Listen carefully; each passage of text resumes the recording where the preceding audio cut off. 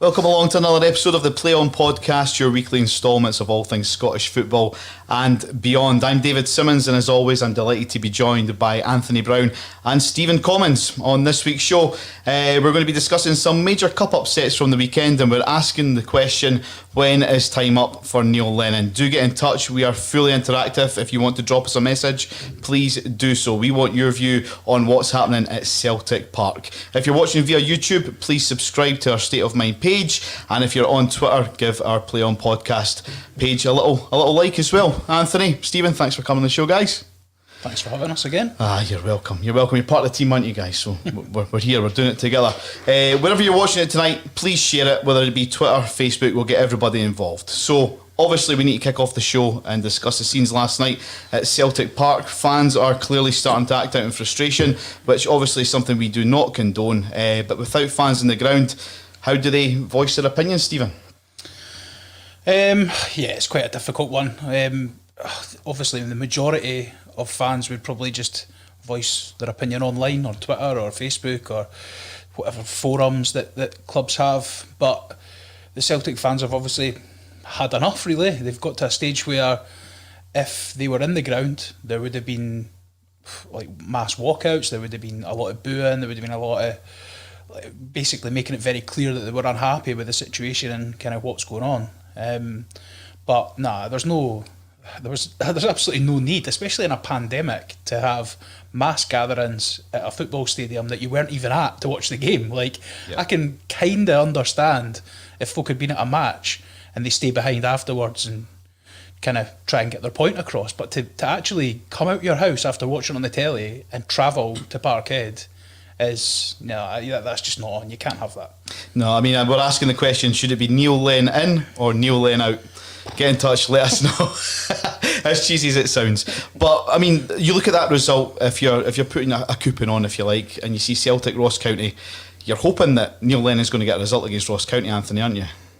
Me personally, I couldn't care less whether Neil Lennon got a result against Ross County or not, but from a Celtic point of view, I mean, you would obviously expect them to have won that game no matter how bad it gets. You still expect Celtic to beat Ross County. I think most of us thought that the problems they would encounter would be against Rangers, against your so-called stronger teams in the league, and also against your European opposition, which obviously they've had a torrid time against the likes of Sparta Prague in the last couple of weeks, and against Rangers a few weeks back, and they've also drawn at Aberdeen and where all these places have slipped up. But Ross County at home is a game, no matter how bad it gets for Celtic, you still expect them to deal with.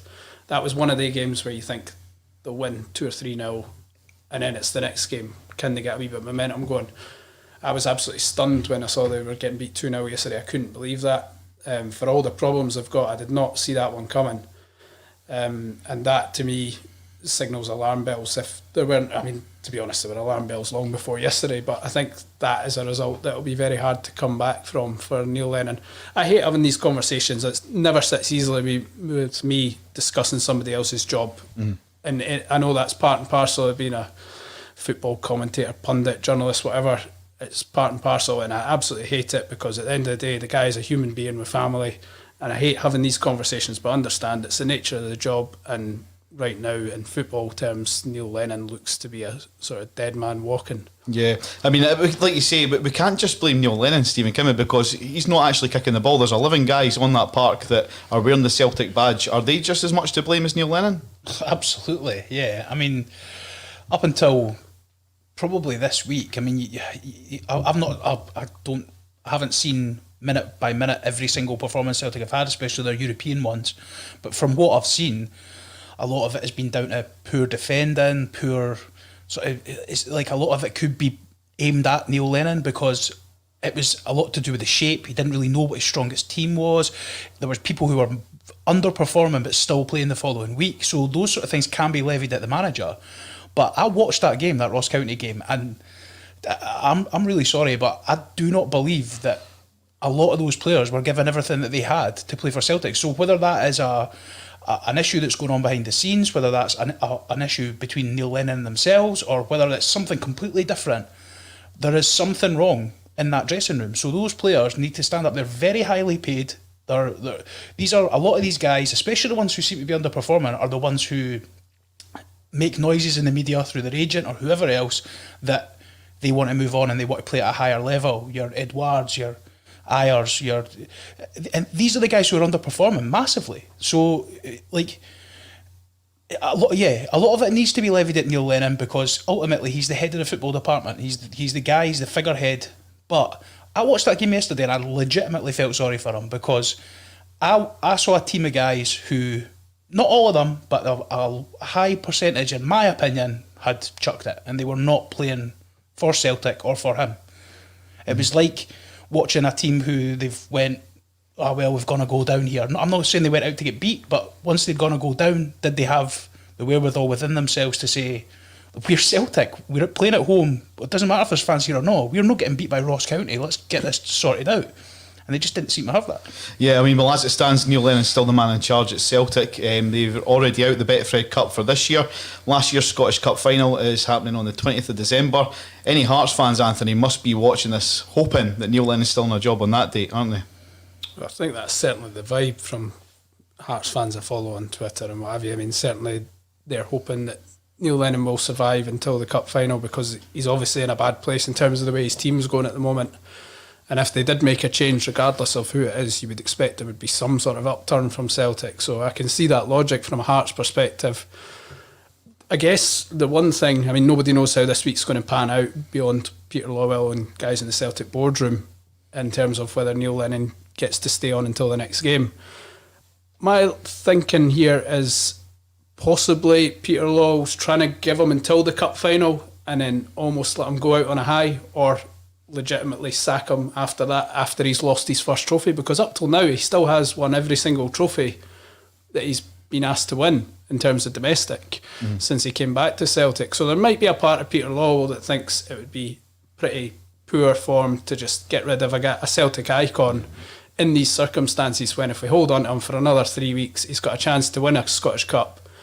Let's be honest, as bad as Celtic are playing at the moment, Hearts are not exactly pulling up trees either. There's a good chance Celtic will win that cup, whether Neil Lennon's in charge or not. Peter Lawwell might think the decent thing to do is let Lenny have up until the cup final, let him go out on a high, and then maybe have a discussion before that you're going after this game, but it's your chance to go out on a high. Or even hope it sparks a bit of an upturn and changes the vibe in the Celtic support. Yeah. Alternatively, they lose the cup final and there's no way back for Lennon. They have to sack him there and then, and they can do it on the basis that he's blown the first trophy. Yeah. I mean, I dare say there's a good chance he will go before then, but there is a part of me that thinks, is he trying to do what he perceives to be the decent thing and keep him on and give him that chance to at least go out on a high? Yeah, no, I mean, I completely see that. Can I just comment on that one absolutely, thing? Stephen, on you go. Like, I can see what you're saying, Anthony, and I do agree with you in a way. Like, that could be the thinking behind it. But Peter Lawwell's the highest paid CEO in Scottish football for definite. And he's got a duty of care to the board and to the club to not have personal feelings or let's let him go out on a high because he's a Celtic legend. You've got to, like, as horrible as it sounds, football's a business now, right? And you've got to throw all sentiment out the window when it comes to things like this. When, like, the financial implications of Celtic getting 10 in a row or not getting 10 in a row is massive. Like, you take all football things out of it for a second and just look at it from a pure monetary point of view. He cannot afford to have to go to the board and explain why letting a guy like Neil Lennon just have his one final hoorah potentially could cost them 10 in a row, because as much as he might go on and win that cup final, they could drop another couple of points in the league with the sort of form that they're in. So to me, I think that would be kind of, if that is the reasoning behind why they're keeping Neil Lennon on, I think that's unforgivable. I take your point. There's two other factors within that. One is they may not know who their next manager is, who their next target is. I mean, there's lots of names we mentioned, but there's no sort of standout candidate. They may want to buy themselves a bit of time by doing this. I'm not saying that is the case, I'm just speculating. And the other one is, I've forgotten what I was going to say with the other one.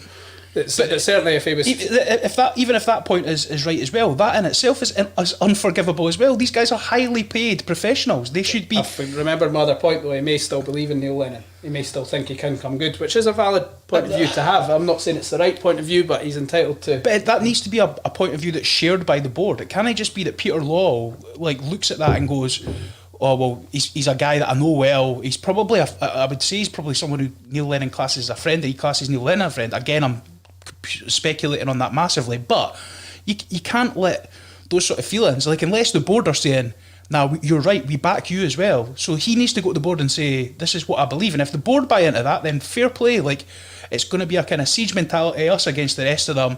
Let's go out and try and do something. And I'll tell you something, if by some miracle Neil Lennon keeps his job and then goes on to win 10 in a row, like, that's probably one of the best football stories ever told. There's going to be a lot of apologies coming his way if that does happen. Probably a lot of them for me. So.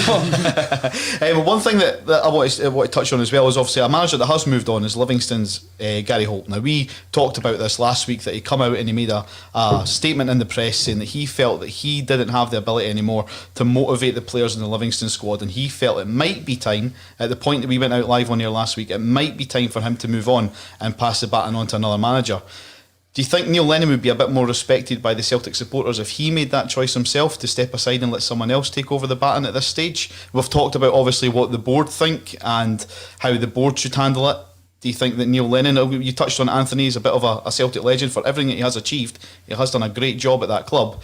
It would be a shame to see him hanging on by the skin of his teeth, just trying to turn things around. Would you agree? I think that's what all Celtic fans who want him out would like to happen. That would be the ideal scenario from their perspective, because it means you don't have to sack the guy and put him through that sort of indignity, I guess, of having to put him out the back door, kicking and screaming. But the thing from Neil Lennon's perspective is he will, whether it looks like it from the outside or not, he will absolutely believe he can turn this round.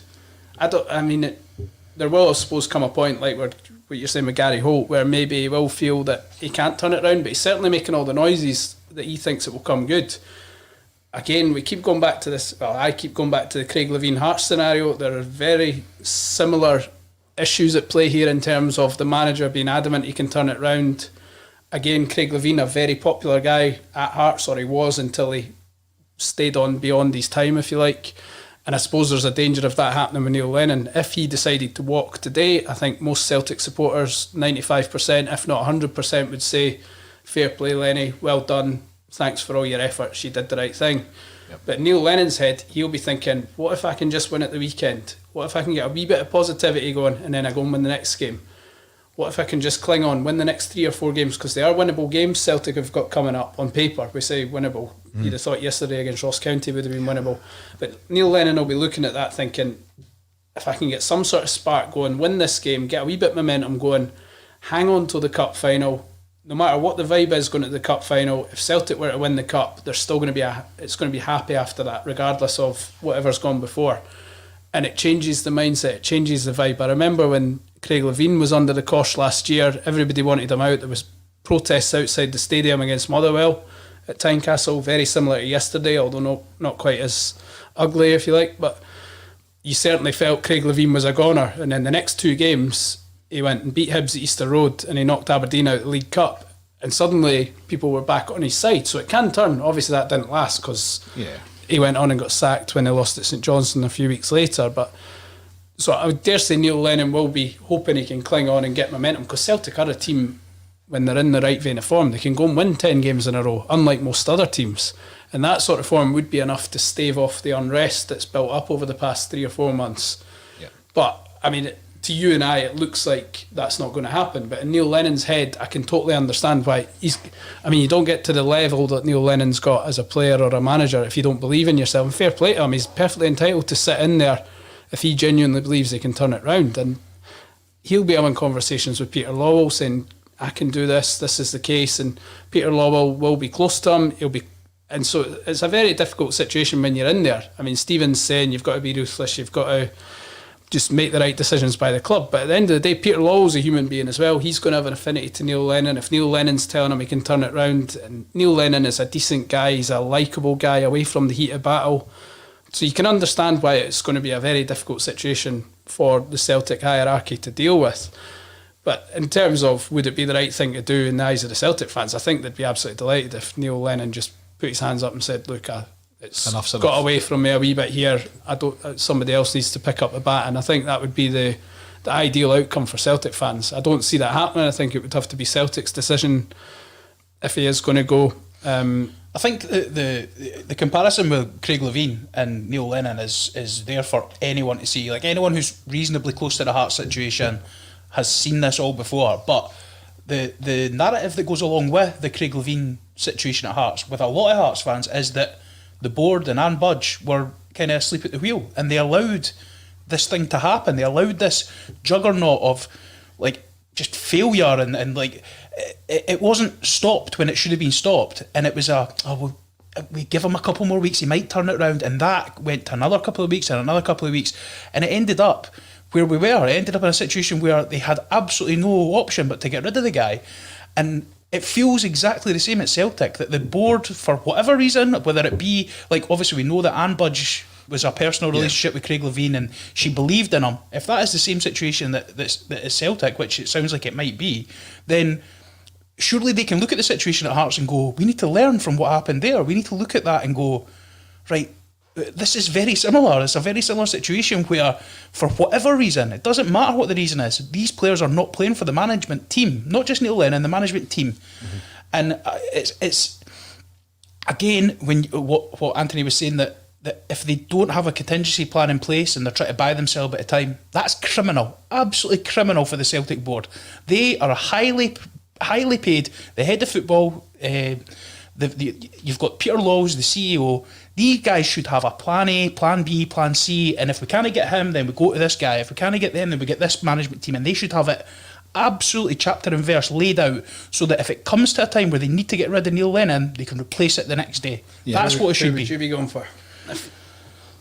Well, I'm not paid £3 million a year like Peter Lawless, so I want to say a big thanks to Sean Ross, who commented in. I don't know if you've seen it on the screen earlier on. He wants Lennon out. Hi to Helen McCallum as well. This can't go any longer. End it now. John Sweeney, longer the board ditter, the more angry the support will get, and they must get rid of Lennon, as the players have absolutely chucked it. I mean, you can see that. You can see the players have chucked it. We talked about that earlier on. Does it make things a lot worse? Either one of these jumping on this, that Rangers are absolutely flying. Would it not be as hard to take if they were dropping points here, there and everywhere, maybe just like Celtic? Yeah, it would be a lot easier, because there would be a lot less scrutiny on Celtic, because what they would be saying is, oh well, COVID's had this effect on a lot of teams. Like Celtic have lost 3 games in a row at home. When have you ever heard of that happening before? But if Rangers were doing something similar, and there's a lot of upset games that have gone against the grain in England and overseas, there's tons. So they would be chalking that up to, oh well, look at all the other situations. Look at, we've lost Edouard for a period of time through COVID. We've had injury problems. There would be loads of things that you could kind of put in the mixing pot of reasons why things have gone slightly array. But if Rangers had been as equally as poor, or maybe just slightly, maybe like a point ahead of Celtic, or I don't think there would be as much. It's the fact that they're going for this 10 in a row, and Rangers are trying to stop this 10 in a row, that adds this extra narrative to the story. And there's always a rivalry between Rangers and Celtic, of course there is, but this year especially, it's a historic year for Celtic. Like, they can finally get this 9 in a row, which they've now equalled, but if they could get 10 in a row, no one will ever talk about the 9 in a row years for Celtic. And a lot of Celtic fans of a certain generation, they've had that rammed down their throats for 20 years odd. Like, they just want to get something that's going to get that monkey off their back. And if they can get 10 in a row, in their eyes, it's that Walter Smith era is forgotten about for Rangers. They're not bothered about that anymore, because they're a better team. So that is why there's so much spotlight on this season for Celtic, and that brings its own problems. So with Rangers basically being faultless all the way through, it makes things even more of a pressure, like a boiling point for Celtic. That's the big thing. I think if this was Pedro Caixinha's Rangers of 2 or 3 years ago against Neil Lennon Celtic, there would be far less heat on him. I mean, obviously, back-to-back 4-1 defeats by Sparta Prague will never be tolerated by Celtic fans. Neither will a home defeat by Ross County. But in terms of talking about the manager's future, I dare say he would have a little bit more leeway if the team were still top of the league by a point or two, which they probably would be if this was Rangers of a year or two ago. Because I remember 2 years ago, I think it was Brendan Rodgers' last season in charge at Celtic, Hearts were 6 points clear at the end of October, and there was no heat on Brendan Rodgers at that point. And Neil Lennon pointed out last week, if you look at the records of recent seasons, our league form or Celtic's league form isn't actually that much worse than it usually is. It's obviously been massively exacerbated by the fact that Rangers are flying, and obviously because of the European results and now this Ross County result. So there are different factors at play, but in terms of their league form, they're not actually a million miles off where they usually are. It's just the fact that Rangers are at such a high standard just now that it's highlighting where Celtic are falling short. Have Celtic only lost one game in the league, the Old Firm game, and then they've drawn against Aberdeen and Hibs. 3 draws, I think. So like it's not an ideal start, it goes without saying, but it's not the worst start you've ever seen. Like, there's still a bit to go. Look at Arsenal in the Premiership down south. They're 14th in the league. Like, if Celtic were sitting like 3 points behind Aberdeen and Hibs, like, then you would be going, oh my god, this has been absolutely horrific. But again, as we said, it's only under the microscope as much as it is because Rangers have had basically the perfect start and don't look like slowing down anytime soon either. Thanks to McQueen 49er. Lennon's not blameless, but the players have given up. It's atrocious. I mean, we talked about that as well. What about backroom staff? Because Kennedy's been through this. Kennedy's been part of the 9 in a row squad. He's still there. But is it solely Neil Lennon? We can't just solely blame Neil Lennon for this, can we?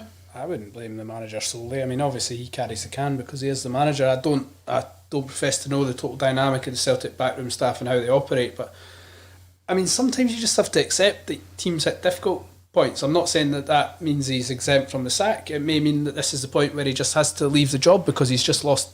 Celtic have lost their way in general, and they need a fresh face at the helm, if you like. I mean, Neil Lennon is not a bad manager. No one can convince me he's a bad manager.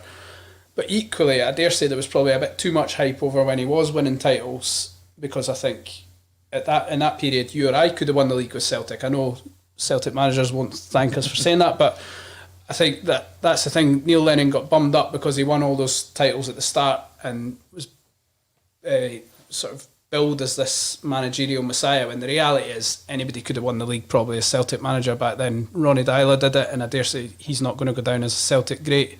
He won it 2 years running. So, I mean, we have to keep a bit of perspective here. Neil Lennon wasn't a managerial genius when he was winning all those titles, and equally now he's not a managerial dud that Celtic have hit a rough patch. He's a decent, competent football manager. Again, exactly the same at Hibs. He had 2 good seasons. I still maintain the year Hibs won the championship wasn't a vintage managerial season. He got the job done. He did what he was paid to do in terms of getting them promoted. But I still argue that Alan Stubbs' Hibs team was better than Neil Lennon's team that won the title in the championship.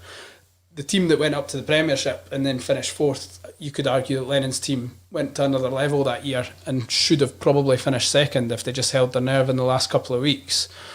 But we saw both sides in at Hibs. We saw the manager who can take a team up there to a level. I mean, Hibs haven't finished in the top 4 for a long time before that, but then we also saw the Neil Lennon that left Hibs in 8th, and it was all starting to unravel and get pretty messy by the end of his reign, and there was fallouts and unrest behind the scenes and what have you. So he's like any manager. He's going to have ups and downs in his career, and right now he's in one of those lulls that usually result in a manager getting the sack. Thanks to Joe for the message. It's not just Lennon out, the entire coaching team needs to go as well. So that's exactly what we were just discussing as well. So a bit of a shock result there. Ross County beating Celtic at Celtic Park 2-0. Another shock result from the weekend that one of us actually predicted last week was Hearts travelling to Alloa and getting beat. Anthony, did you see that coming? Was it yourself that predicted that last week? I wouldn't say I predicted it, but I wasn't overly surprised by it. I mean, as I said last week, Hearts will drop points. I know this was a cup tie. They will lose at places they're not supposed to lose at. That's the nature of football. It's an absolute shocking result on paper. I accept that. The Hearts players have to take all the criticism that comes their way. So does Robbie Neilson. And I think the thing that makes this worse is it came just 8 days after what happened at Dunfermline. If this was a result in isolation, you can say, right, it was a freak result, it was a shock result. As much as people will say Alloa are a part-time team, you look at the results over the past 4 or 5 years. Alloa have beaten Hibs twice, they've beaten Rangers, they've drawn at Ibrox, albeit when Rangers were in that period of disarray when they were in the lower leagues. They've beaten Ross County, they've beaten Inverness, they've beaten Livingston, they've beaten Dundee United twice. Whilst in the Championship, they're I'm saying comfortable. They're a competent team on their day. They can beat most teams in the country if they turn up. The problem with a team like Alloa is they won't be able to do it consistently. But on any given day, they can turn up and beat a team that's not quite at it, especially in their home pitch. The thing that makes this worse for Hearts, as I said, is that it's come a week after Dunfermline away. Yeah. Dunfermline away was a poor performance from Hearts. It would have been forgiven if they'd bounced back and beaten Alloa twice. They beat Alloa once, fairly convincingly at home, and then they went away and they got slack again, and they got turned over. And that's the problem for Hearts, that's 2 really bad results in 8 days away from home, just at a period where you thought Hearts were starting to build a bit of momentum. There's now a real pressure on. They have another one of these horrible games away at Morton. I keep calling them horrible games because I understand the difficult. People look at that and say, how can Hearts not be massive favourites and go there and win 3 or 4-0? Football's not like that. Hearts are not a super club. They're paying more money than Morton, but it doesn't necessarily mean there's a massive gulf in quality. Morton will battle, they'll graft, they'll dig in. Hearts will be the team expected to make the play. If Hearts have a slightly off day, Morton are more than capable of scoring a goal or 2 and getting in their faces, unnerving the Hearts players. It's going to be a cold day in Greenock. It's no fans there. It's going to be a horrible day. Hearts are probably going to be low on confidence. Again, I wouldn't be surprised if Hearts were to slip up this Saturday. But the problem is the supporters will not tolerate this. If it goes, they'll accept the Dunfermline one on the basis of it being a one-off. They're not accepting 2 performances like that because what they expect is a positive response after the Dunfermline game. And yes, they got that in the home game. But then you're thinking, right, just remember 8 days ago we got turned over at Dunfermline. Go out, stand up. You're going to have these boys in your faces wanting to make it difficult for you. You need to be right at it. And that's easy for me to say in a studio, but I would think a professional footballer should be able to remember, right, these boys from Dunfermline turned us over last week. We need to be right at it collectively. And there should be a collective mentality that is able to deal with Alloa away on the back of having been turned over at Dunfermline. And evidently that wasn't there on Saturday. So that's got to be a worry for Robbie Neilson. It's got to be a worry for the supporters. I'm not overly worried for Hearts. I think they'll still come good and have enough about them to get out this league. But certainly the vibe has changed from what it was 2 weeks ago. And it's if they go to Capello and don't win, that's 3 away games against teams they would be expected to beat that they've not won. Then you're starting to say this is developing into a mini crisis. Yeah. I mean, I wouldn't say it's a mini crisis, but that's the narrative that will start to unravel over the coming weeks if they don't get their act together pronto. Yeah, I mean, that's the current situation on the park. Off the park, just before we come on air, we seen on STV News, Stephen, that off the park it's not all doom and gloom for Hearts because they've posted a profit. Did you see that coming? Yeah, I did.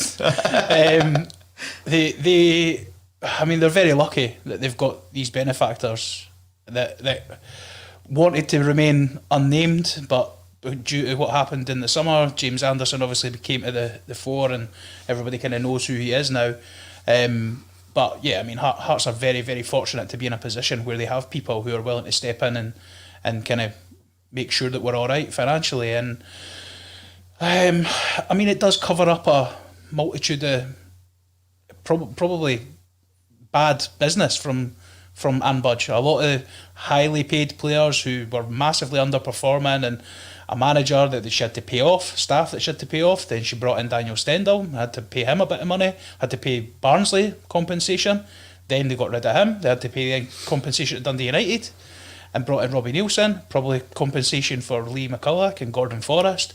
So there's a lot of money going out of Hearts, which will now be, nobody will really be that bothered by because the benefactors have stepped in again, wiped the debts, or wiped the book clear for the year, and just went, right guys, let's just forget that happened and we'll move on. But at Hearts there's a lot of supporters that put their hand in their pockets as well and help the club, isn't there? There is, but that money's supposed to kind of go on the day-to-day running of the club and things like that, and it obviously goes towards buying out Anne Budge at the end of the day. That's what the Foundation of Hearts are there to do. And in an ideal world, if COVID hadn't hit, that would have already have happened, and whether Anne Budge would still be in her position as chairwoman and CEO, or no, she's not the CEO anymore, they've brought in another CEO. So but going back to like the Hearts performance over the weekend, the worrying thing for me is I've watched every minute of every Hearts game so far this season, and at no point the Hibs game was potentially the exception. Even the 3-0 win against Alloa during the week, it was a workmanlike performance, but you accept that. You accept a workmanlike performance if you're getting results elsewhere. So you go 3-0 up at half-time, you've got a game coming up that weekend, that's fine. You go out, you conserve energy, and you just see the game out, professional, and that's what they did. But to then go out on Saturday and lose that game in the manner that they did, it's not so much like I 100% accept what Anthony's saying, that the Dunfermline game and the Alloa game, like, these results do happen, and that's fine.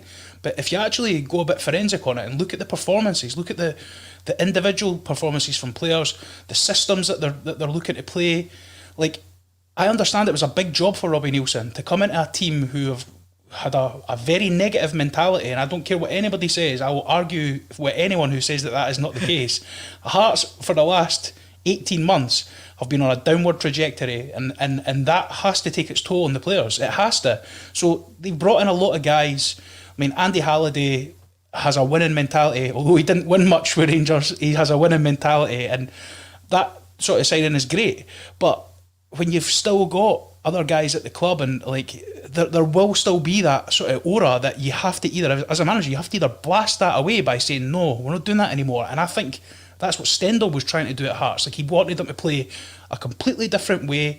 He got rid of high-profile players like Berra and Whelan. They just got binned out the door, which people will say rightly or wrongly. But he tried to kind of just reverse what was happening. Whereas I think Robbie's been a bit more pragmatic about it. He's identified areas of the pitch that they were light in, the wide areas. But unfortunately for us, the one main guy that they brought in to play in the wide areas has been injured, and that seems to have absolutely just scuppered the game plan of how they want to play games. Other than the Dundee game where Ginnelly played, I haven't really seen a vintage Hearts performance, what you would expect to see when you look back at, and it's maybe unfair comparing them, but you look back at the team that they had in the Championship the last time, they were swashbuckling, they were just going out and demolishing teams. And I'm not naive enough to think that was exactly what was going to happen again this time, but you would hope to see a bit of that. I haven't seen it so far. I wonder if, I was thinking about this the other day, the big difference between this team and the team that came up under Neilson the last time in 2014-15. The Neilson basically had a clean slate when he came in the last time, or Neilson and Craig Levine when they came in. After relegation, they were able to get rid of all the experienced players. McDonald went out the door, Jamie McDonald, the goalkeeper. Jamie Hamill went out the door, Ryan Stevenson went out the door. So the oldest player they had left was Danny Wilson, 21-year-old. And they obviously valued him because he was made he remained captain for the first season that Robbie was in charge. So basically had a clean, fresh start to build his own team. He was able to pick out the best youngsters that he wanted to involve, phase out the ones he didn't really fancy, and just add whoever he wanted to bring in. Whereas here, although he's been able to add his own players and be selective to an extent, he's big earners, your Naismith, Boyce, Berra, that's three massive earners straight off the bat. There was no getting them out the door. I'm not saying he would have wanted to get them out the door, but that choice wasn't really there because these guys are on such big money. No one else is going to take them at this stage in their career. So he's therefore limited in terms of other things he can do. Obviously, he got Craig Gordon in, which has been a great signing. Halliday, I still think, will prove to be a good signing, and Kingsley looks a great signing. Ginnelly was shaping up as a good signing, but obviously this injury could set him back. You don't know what that's going to do to him. He's not played enough to say he's definitely going to be a good signing, but the rest of them look a wee bit short of the mark in terms of what you're after, and you just wonder if he's not had quite the same luxury that he had the last time in terms of being able to build a complete fresh team that's got its own mentality. So I wonder if that's taken a toll. I agree with you completely. I think that is a valid point, but at the same time, that doesn't happen. Like 99% of jobs you go in as a manager. I know. So in an ideal world, he had a great opportunity to do that at Hearts the first time round, but this time round he needs to look at that team and see what he's got and find something that works. And I understand that that's not an overnight job and it's not just going to happen when they drop it a hat, but they need to find something different to what they've been doing up till now, because they keep, in the same sort of way that Celtic have been doing, they keep trying to do the same things and it's just not working. So, well, had Robbie found a system on Saturday against Alloa, he would have shaped up for another Edinburgh derby in the last day of the Betfred, because we now know Alloa will play at home against Hibs in the next round. Because Hibs got through, they beat Dundee 1-0. We've kind of talked about McPake and how he's not been getting the results. I believe his side actually played some nice football against Hibs and were unlucky not to get something out of that game. So Hibs are through. It would have shaped up nicely for a Hearts Hibs last eight. The last eight. They're just ticking along nicely, Hibs. I keep thinking that they're going to fade away, but every time, I said a few weeks ago they've not got a brilliant squad, and I stand by that. But they keep coming back and winning games, and now I dismissed their chances of getting third place a few weeks ago. But the way Aberdeen are going, you wouldn't be convinced now that Hibs couldn't get third. Every time they look like they're going to drop off a wee bit, they pick up again, get a few results, and Jamie Murphy's coming onto a game as well. I know other attackers have dropped off. Nisbet, Doidge and Boyle are all a wee bit off the boil at the minute, which is a concern for them because that's their three main goal threats. But if Murphy's stepping up and Boy Gullen's coming in, Jamie Gullen coming in and making an impact here and there, if you can get Boyle and Doidge and Nisbet, or one or two of those back on form, then Hibs have got a really good chance of certainly finishing in the top four. And if Aberdeen continue to splutter, then maybe even finishing third, which would be some feat, because I think most people would have fancied Aberdeen to be the team, or I certainly did. That would. I still maintain that if Hibs do finish third, then that is for me a massive boo boo for Aberdeen. Like they should be looking at that and going, how has this happened? Because they should be. Look at the squad they've got. Like even during COVID times, I know that Hibs have obviously have been allowed to go out and spend a bit of money, but Aberdeen retained all their big players. They've managed to kind of strengthen their squad, if anything. Yeah. Like they've kept Sam Cosgrove, they've kept the boys that were kind of looked at by other teams, and they've brought in other guys. So yeah, I mean Aberdeen obviously faced another defeat the weekend there as well. We'll touch on that in just a second, but staying with Hibs, one thing, Anthony, that's maybe different from this Hibs squad this season, which have not had maybe quite a few seasons in the past, is they seem to have a steady goalkeeper. Do you rate, is it Mascherano, is that how I pronounce it? Marciano. Do you rate him as a keeper? I think that's a position that Hibs have struggled with. He's been there for a few years, but he has been hot and cold for a few years, but he seems to be establishing himself as a proper reliable goalkeeper for his country as well. Yeah, I mean certainly the first, he's always been popular since he came in at Hibs, but he's always had an error in him. But certainly in the last year or so, he really seems to have, I think probably since Bogdan went out the team and Marciano came back in. I can't remember when that, I've lost track of the seasons now with COVID affecting everything, but I think it was at the start of 2019, so the season before last maybe, when Marciano got back in. Ever since then he's been pretty consistent. I mean, he's had the odd mistake. He obviously had that mistake on international duty recently, but he looks a really assured goalkeeper, and yeah, he's certainly somebody they would want to keep fit and in the sticks, because he's a good presence to have behind that defence. I mean, the defence that's the one thing. We were talking about Hibs defence a few weeks ago, and all of a sudden they've started chipping goals. So they would want to get that solidity back that they had earlier in the season, because if Hibs are functioning properly, if Doidge and Nisbet and Boyle are scoring goals, if Murphy's attacking the way he has been in the last few games, and McGinn, Porteous and Hanlon and Marciano are defending as well as they were earlier in the season, and Gogic is playing at the level that he's shown in fits and starts, particularly earlier in the season, and Joe Newell's playing to his potential, then it's a really good Hibs team. The problem is they're very inconsistent. Either the strikers are not scoring or not playing at the level that they can play at, or the defence is shipping goals. It's getting it all to happen at once on a consistent basis seems to be, that's the problem for any team out with Rangers and Celtic, getting the consistency throughout the team, that all parts of the team are functioning over a period of time. I think if you look at what Jack Ross has built there, though, in the short time he's been there, I think you're right in what you're saying, that the front part of that team looks almost like it's done. It looks like it's ready-made. And obviously, at a club like Hibs, you're never going to be able to go in and just completely change everything at one time. It might be a steady build job. So he's got these relatively young guys all signed up, well, apart from Jamie Murphy, but all signed up on reasonably long-term contracts. But he's still got, he's got Hanlon and Porteous. For me, again, it's maybe a controversial viewpoint, but I think he's so raw that he needs a lot of coaching. So, John Potter's a great person to have with him, because John Potter will kind of drill him on the basics of being a defender. But there's a rashness in Porteous that sometimes you maybe need to rein that in. But I think if you You look at long term, Hanlon's obviously going to be going, Stevenson will be retiring probably at some point in the next few years. If they can bring in players maybe of a higher calibre than Paul McGinn, no offence to the guy, but I think he's a very steady player at that level, but he's not going to push them that next step. Whereas I think if they can find a couple in the defensive areas that are going to maybe push them up that step, Hibs have got a great chance. They've got a great chance of going on and being third, like, consistently. Yeah, one of the main stories this week coming out of Easter Road is obviously Leanne Dempster moving on. Did anybody see that coming, or what the reasons behind that might well be? I think there's always been sort of rumours that she may have been coming to the end, especially since Ron Gordon's come in. There's always been a suggestion that she could be going somewhere else. I mean, you never really know if that's going to come to fruition or not. So I was, obviously, it came a bit out of the blue the other day, so I was quite surprised just at the timing and what have you.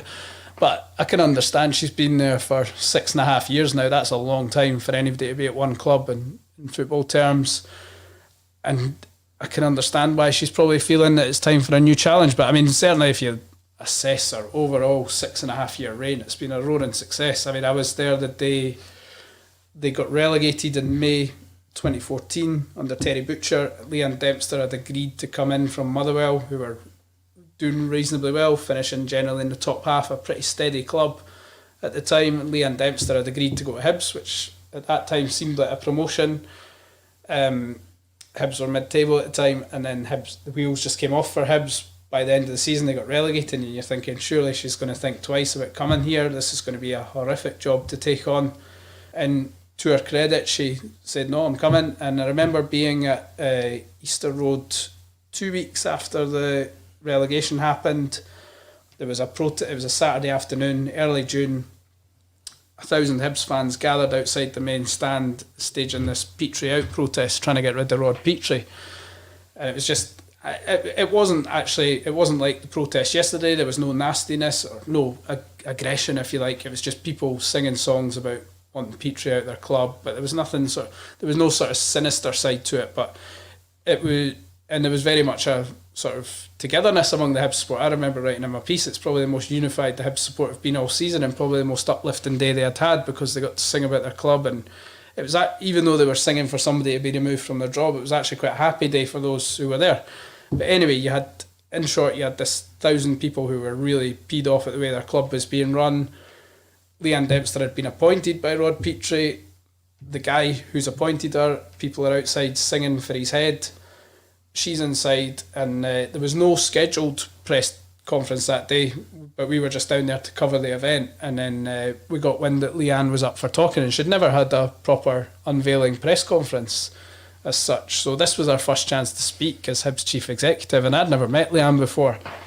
And I just thought, given the circumstances, fair play to her for speaking when there's all this chaos going on outside, and she's just fronting up and taking all the questions, like speaking about a guy who's just employed her, and like that she was ready for the task and that wouldn't distract her. It was all outside noise, but she was very clever in the way she dealt with it in terms of not alienating the supporters, but equally showing her support for Rod Petrie.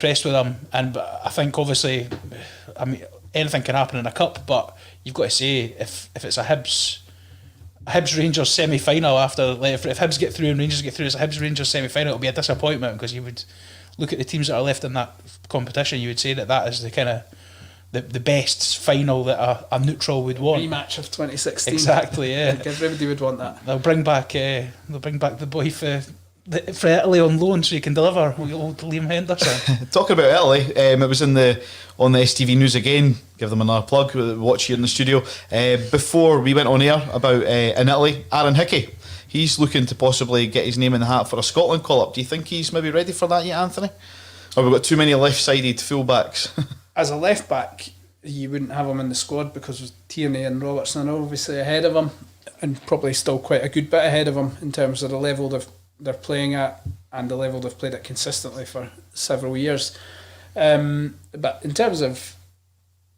the thing with Hickey is he's two-footed, he can play on the right, and right back Stephen O'Donnell, who did well in Serbia and has had some good games recently, but I wouldn't say he's a nailed down starter by any stretch. So I mean, Hickey's probably the one knocking on the door in terms of that right back position, and I dare say he's picked his time right. He's come out and declare that he's ready to step up into the national team. They've just made it to the Euros, and I noticed he was keen to point out that he can play at right back as well, so he clearly feels there's a little void there that he can step into.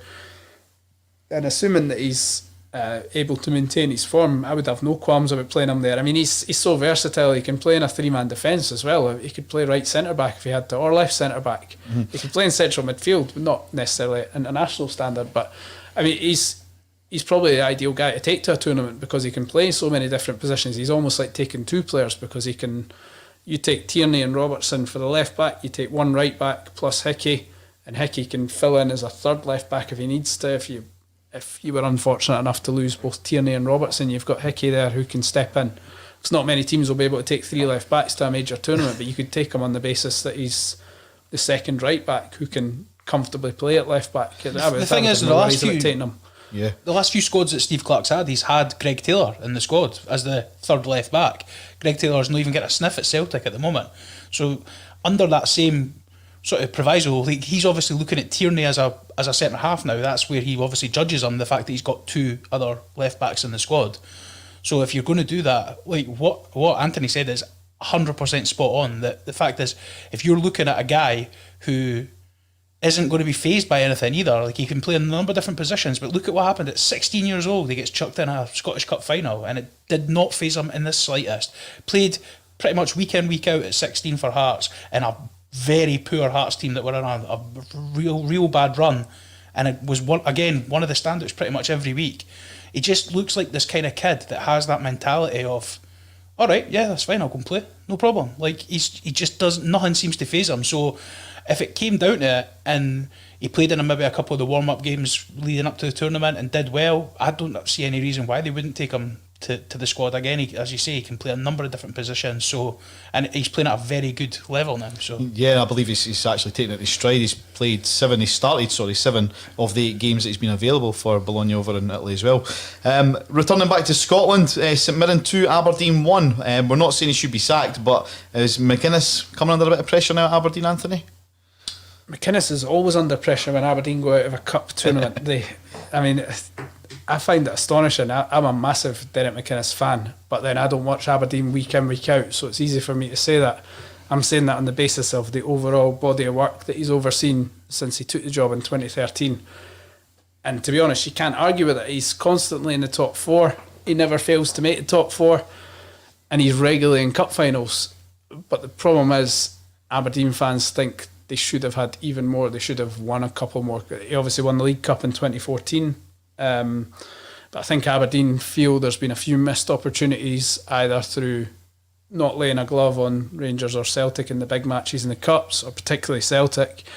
But that was a period when Celtic were dominant. I think we have to remember that was in the period where Rodgers was in the midst of his period of dominance, and then so you've got to factor that in. But a lot of Aberdeen fans probably feel that McInnes could have been a bit more aggressive, a bit more attacking in certain big games.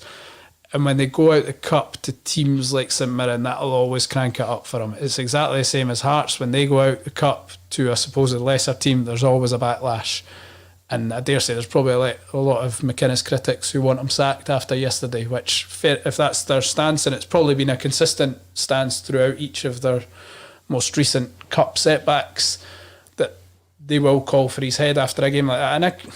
And I think with McInnes it's a situation of familiarity breeding contempt. McInnes has been there for 7.5 years now, if I'm right, and that's a long time for any manager to be there, and that automatically makes you a target for supporters who just want a fresh face to start turning their anger on you. I would stick my neck on the line and say that if McInnes was to get the bullet anytime soon or chose to leave Aberdeen anytime soon, Aberdeen would not get a replacement as good as him. People may disagree, and that's fair enough, but I think Aberdeen would regress if McInnes left. That's my gut feeling. I think you're right. I think McInnes has done a great job, and I'm a big fan of his work as well. I think he's been a fantastic manager for Aberdeen especially, and he never drops below a certain level. He seems to have them at a consistent level, but he never ever seems to break through that glass ceiling. Like, obviously that cup winning in the League Cup was great, and it was great for Aberdeen to get a trophy, but a club that size with the budget, I know it's not all down to budgets again, but he never ever seems to drop a level, but he just can't seem to get beyond it. And I think that's probably the frustration for the Aberdeen fans, that they see clubs like Hearts and Hibs, St Johnstone even, like winning Scottish Cups. And I know people will say, well, they've still won a cup, but it's the League Cup. Everyone knows the League Cup's. I think that's the thing I would use in McInnes' defence. So Hearts and Hibs are the two teams you would compare Aberdeen directly against. And they've consistently been better Look at what Aberdeen both have done over the past 7 years compared to Hearts and Hibs. It's night and day. I mean, Aberdeen have completely outperformed those two clubs on every level. But then Hibs won a how do you Scottish Cup judge in it? that period, and Aberdeen won a League Cup in 2014. Hearts haven't won a cup since 2012. I mean, I understand what you're saying. Like, it's how you judge it as a football fan. Like, for me, I just want my team to be consistently good. So I'd love to have a Derek McInnes in charge of my team and have them near the top of the league, and have them consistently being good. But then that was the argument when Hearts had Romanov. It was an absolute rollercoaster, but you won stuff, and it was entertaining all the way. So some seasons you might get relegated, some seasons you might finish second or third. But Aberdeen, it seems, as you say, they seem to be getting like bored about the fact that's the thing. Finish third again. A big gripe with McInnes is his perceived lack of style within the football he plays. But I mean, that's a red herring for me. I mean, I think if you're an Aberdeen, a Hearts, or a Hibs manager, you can't, or a Hibs fan, sorry, you can't expect to play winning football that's also consistently scintillating. Celtic can do it in one-off but they could do it under Brendan because they had a top-class coach and they had a massive advantage in terms of the finance that they're able to spend on players.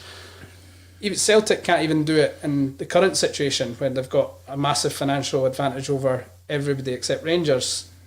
You need everything to align perfectly to be able to play swashbuckling, brilliant football that also wins football matches.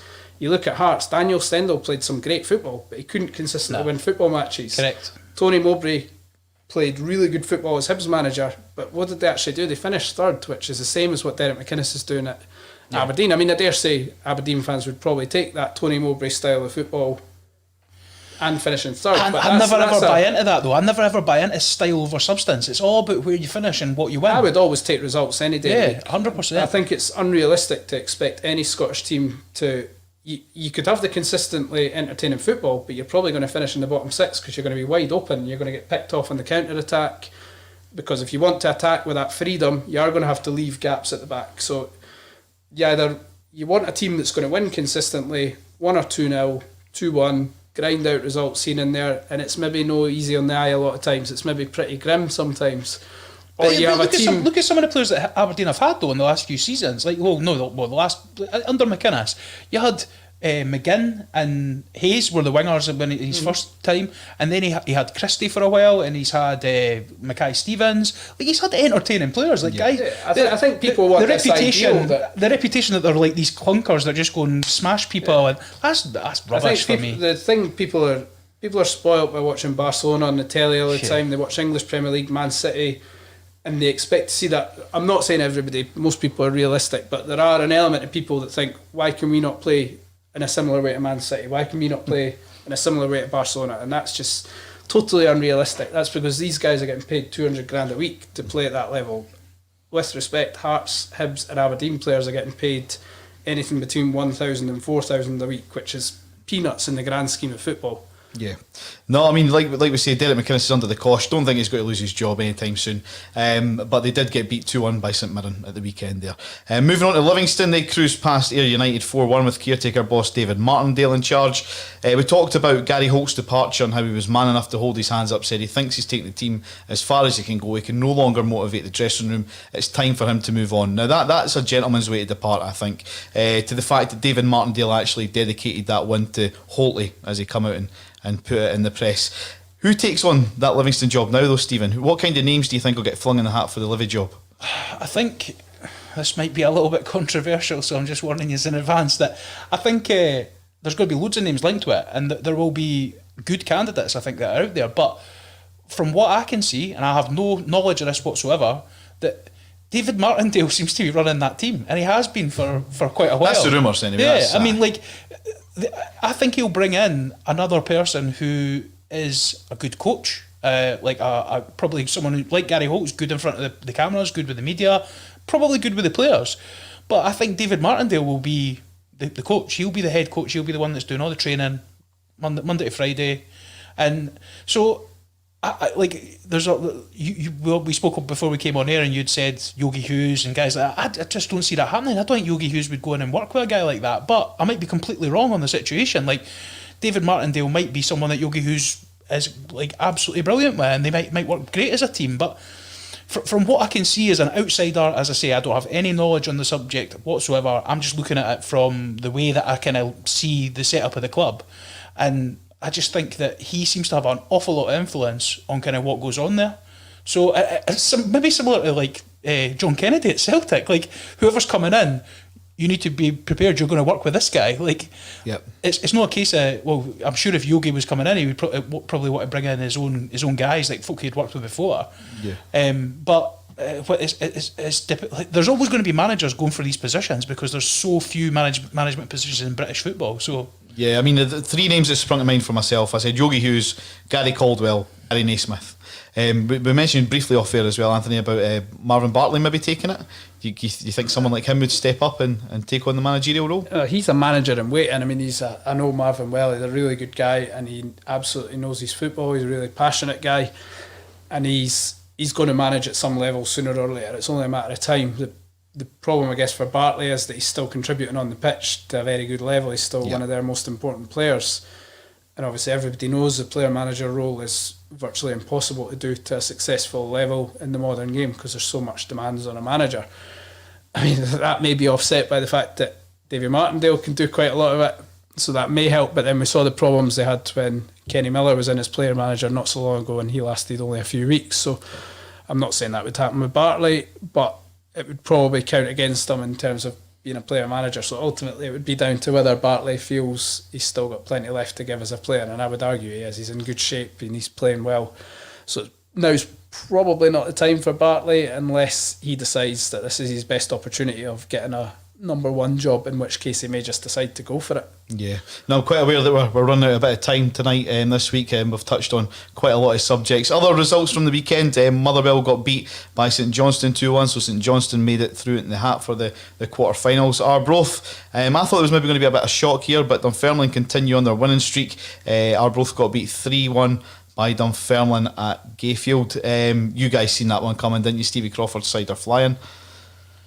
Yeah, I said last week that I thought Dunfermline would win, but I kind of agreed with what Anthony was saying as well, that it's a tough place to go. I mean, you saw when Hearts went there, you saw what they had one of the best home records in the country, so it is a tough place to go, but I just think Dunfermline are flying at the moment. He's got that confidence within the team, and I think that in normal circumstances I'd be saying long may it continue, but because I'm a Hearts fan, no thanks. So we now know the draw for the Betfred quarter-finals. St Mirren will play Rangers, Alloa welcome Hibs, it's Livingston, Ross County, and Dunfermline against St Johnstone. Because we're running out of time, we'll quickly look ahead to some of the games that are coming up this week. because we will be talking about this on next week's Play On podcast. Thursday, Neil Lennon has the chance to bounce back, if you like, and try and get the fans on side, but they don't come much harder than this. AC Milan away. Anthony, it doesn't look good for him. I think the big issue is whether he'll still be in charge for Thursday night. Never mind how he'll get on. I could see them winning that. Like, honestly, like, this is how weird 2020 is. I could see Celtic coming for absolutely nowhere and winning that. Well, maybe the board see this as a free hit for him. Win it and you keep your job, lose it and it's an easy one. It just... Aye. Call it a day there. Rangers welcome Standard Liège on Thursday as well. On Friday there's one game in the Championship. Queen of the South host Inverness Cally Thistle. On Saturday it's Hamilton versus Killie, Livingston versus Dundee United, Motherwell versus Hibs and St Mirren versus Dundee. In the Championship, Alloa are playing Ayr, Dundee are Broth, Morton welcome Hearts as we touched on earlier, and the game for me that I think is going to be good is Raith versus Dunfermline.